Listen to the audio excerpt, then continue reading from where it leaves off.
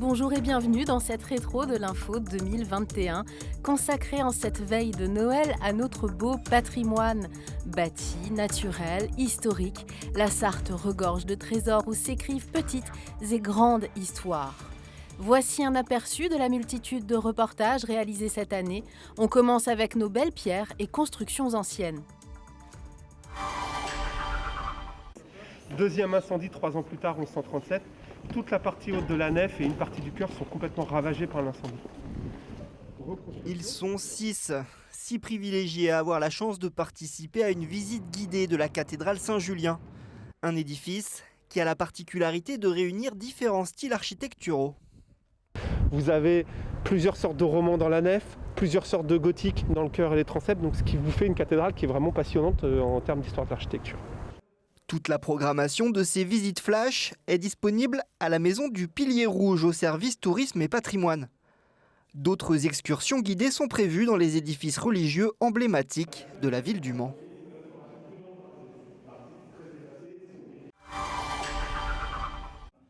Gertrude, 73 cm de diamètre pour 230 kg, s'apprête à faire peau neuve. La cloche de l'église Saint-Nicolas ne teinte plus depuis déjà 6 mois dans la commune de Coulennes.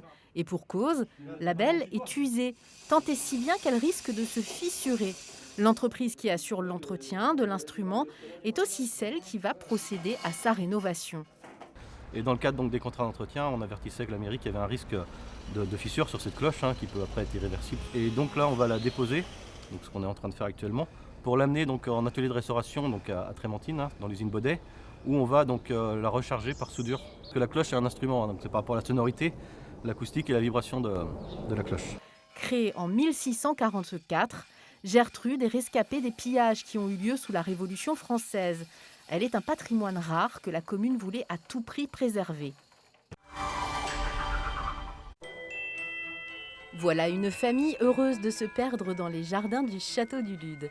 Elle participe à une chasse au trésor. Ici, il faut trouver un angelot avec un indice qui n'inspire pas du tout la petite Amy.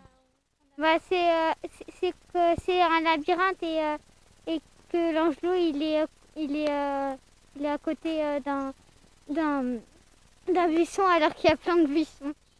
Déjà lors des vacances scolaires de février, la propriétaire du domaine avait décidé d'ouvrir au public ses 8 hectares de nature. Ce qui me fait très plaisir, c'est que ce sont des familles avec des enfants jeunes et qu'ils viennent se promener, ils vont loin dans les bois, ils s'aventurent beaucoup plus loin qu'ils ne le faisaient auparavant. Donc on sent qu'il y a un vrai besoin de nature.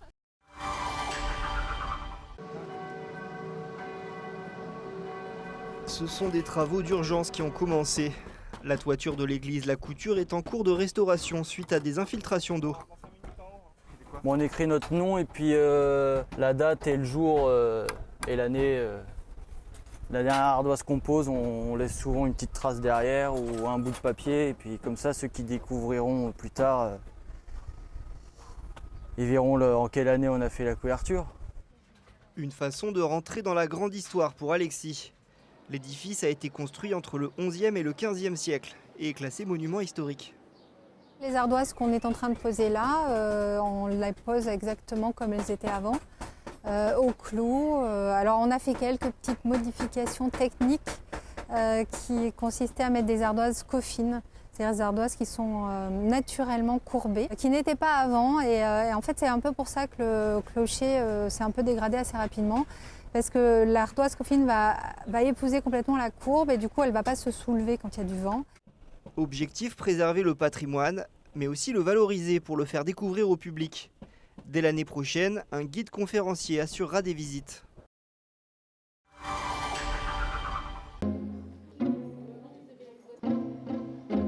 On ne va pas vous mentir, lorsque l'on est arrivé ce vendredi à Fresnay-sur-Sarthe, on s'est demandé où étaient passés tous les habitants et si on ne s'était pas trompé dans notre agenda. Personne dans les rues, un calme plat et aucune voiture le long des maisons. En vérité, tout le monde était sorti mais massé derrière une seule personne, Stéphane Bern, le présentateur du village préféré des Français. Quand on a su qu'il venait, ouais, on était hyper heureux, quoi. Je crois que les Fresnois étaient très fiers. Ouais. Durant toute la matinée, une équipe de tournage a investi les lieux pour réaliser des images qui iront bien plus loin que le concours. À travers le village préféré, j'ai mesuré l'impact qu'avait le patrimoine sur l'économie des territoires. Quand vous sauvez les monuments, c'est toute une économie qui repart. Ça fait venir du tourisme. Alors, c'est de l'écotourisme maintenant, c'est du tourisme de proximité. C'est pas forcément les grands flux de touristes d'Amérique qui vont venir ici. Mais vous voyez, et du coup, ça entretient la machine économique parce que malheureusement, les usines ont déserté les campagnes, mais c'était une autre économie qui est en train de se développer.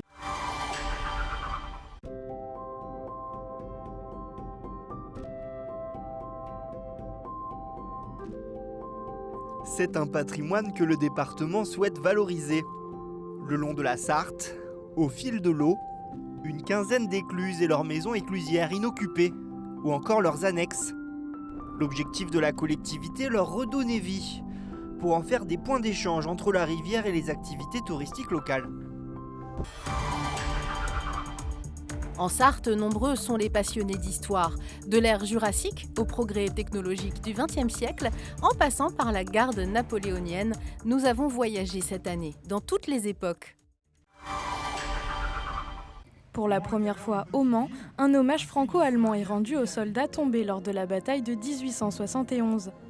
C'est une défaite, donc il est évident que l'État, pendant très longtemps, n'a pas organisé de commémoration. Celle-ci était faite surtout par des vétérans. Lorsqu'ils ont disparu dans les années 1930-1940, le relais n'a pas été pris. Et puis, le temps passant, la guerre de 70 a été un peu oubliée. Alors. Ça, c'est derrière. Voilà, c'est ça. Le bicentenaire de la mort de l'empereur, ils le célèbrent à leur façon. Pascal et Jean-Pierre sont des passionnés de Napoléon. Mon chapeau s'appelle un bonnet d'ourson. Je suis en tenue, en uniforme de grenadier à cheval de la garde impériale. D'habitude, leurs uniformes, ils les exhibent lors de reconstitutions historiques aux quatre coins de l'Europe. Mais aujourd'hui, c'est à Vibré et à Montmirail. Oui, ça me fait très plaisir de voir ces gens-là habillés comme ça. Ça, c'est parfait, ça. C'est tout l'objectif de leur balade, partager un morceau de l'histoire de France avec le public.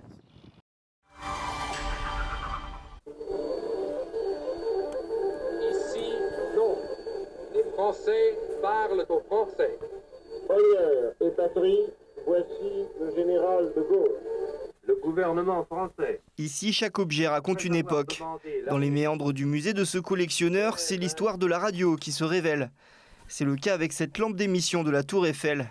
Elle accompagnait la première radio française lancée il y a 100 ans, depuis le 3e étage de la Tour Eiffel. Celle-ci, c'était une qui était de secours et il n'y en a pas d'autre. Donc c'est une pièce unique. Ça amplifiait le signal qui allait vers l'antenne pour pouvoir émettre de plus en plus loin. Donc plus la lampe était puissante, là celle-ci, à l'époque, elle faisait, je crois qu'elle faisait 900 watts. La première émission radio date du 24 décembre 1921. Radio Tour Eiffel diffuse alors un concert sur les grandes ondes. Pour le capter, les auditeurs avertis pouvaient compter sur leur poste à galène, les premiers du genre. Le musée de l'audiovisuel et de la communication accueille du public tous les jours sur rendez-vous. Une occasion de se plonger dans la grande histoire de la radiodiffusion.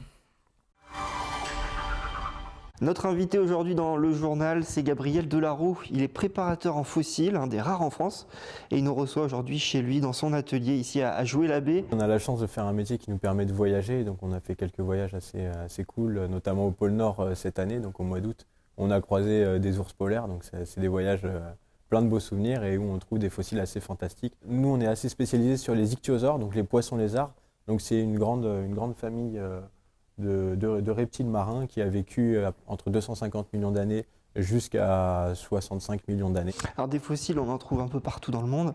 On en trouve aussi en Sarthe, hein, c'est ça. Il y a même de beaux spécimens que vous avez réussi à trouver ici dans le département. Complètement. Si la Sarthe était un désert, ça serait un département fabuleux pour fouiller. Malheureusement ou heureusement pour nous, ce n'est pas un désert, mais par contre, on a quelques chantiers qui nous permettent d'accéder justement à ces couches géologiques ou alors quelques carrières qui ferment petit à petit. Enfin, la Sarthe, c'est aussi un art de vivre et un patrimoine naturel que nous ne nous lasserons jamais de vous faire découvrir. Au menu de cette création gastronomique, des produits du terroir sont imposés. Le sarrasin, le cresson, le vin janière, mais aussi la volaille du Mans et les rillettes. On a une potée un peu populaire qu'on retrouve dans différentes régions de France. Là, l'idée, c'était de mettre vraiment en place un plat d'un bon niveau gastronomique qui représente tout simplement l'histoire de notre département, de nos beaux produits justement, et celle des chefs qui s'évertuent à faire les choses le mieux possible. 8 chefs restaurateurs prennent place à la table du projet de Gwenaël l'huissier, aux côtés de 2 vignerons et d'un spécialiste des rillettes. Un encadrement rêvé pour les apprentis cuisiniers des lycées Sainte-Catherine et Hélène Boucher, impliqués dans cette brigade exceptionnelle. La forêt, c'est le point de départ de cette aventure. La famille Bénard, propriétaire de 1000 bouleaux sur le domaine du Fouillé, rencontre Jean de Falandre. L'ingénieur forestier les met au défi de produire de l'eau de bouleau. C'est un arbre qu'on passe à côté sans le voir. En tant que forestier de formation, on regarde souvent les arbres d'avenir, les chênes, les pins, etc. Mais les bouleaux à essence plus annexe, on ne les regarde pas. Et donc on a été très surpris, on a trouvé plus de 1000 bouleaux sur le domaine du Fouillé. Et donc on s'est dit, bah tiens, allons-y. Et donc nous récoltons actuellement 177 bouleaux. La forêt de Persaigne, c'est 6000 hectares de paysages contrastés et de biodiversité, traversés par une vingtaine de ruisseaux. Chênes et hêtres partagent ce territoire avec les sapins. Une richesse qui en fait pour Fernand Lejar et Jérôme Daudier, auteur d'un ouvrage qui lui est consacré, la perle des forêts sartoises. Et il n'est pas rare que le cueilleur y soit récompensé. De la myrtille. Donc la myrtille qui est présente partout sur la forêt de Persaigne, mais surtout des sols soit tourbeux, soit très acides. De nos jours, la forêt est gérée de manière raisonnée, en partie classée Natura 2000. Alors, fini les coupes rases, place aux trouées, ça et là. Ces monstres aériens ont décollé tout le week-end dans le canton de Fresnay-sur-Sarthe. Une vingtaine de pilotes, pour la plupart des amateurs venus de toute la France. Philippe nous embarque à bord de sa nacelle. Il est président de l'association aérostatique de Sablé-sur-Sarthe.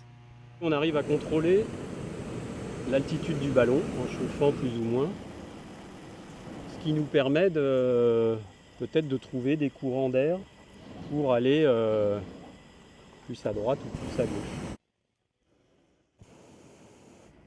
Presque pas de vent ce soir. Nous parcourons à peine 1 kilomètre en vol, mais la magie opère, car un ballon peut descendre et monter à l'envi. Tant qu'on chauffe le ballon et qu'on augmente la température à l'intérieur, le ballon va monter. Donc on peut monter jusqu'à 2000, 3000, 4000 mètres.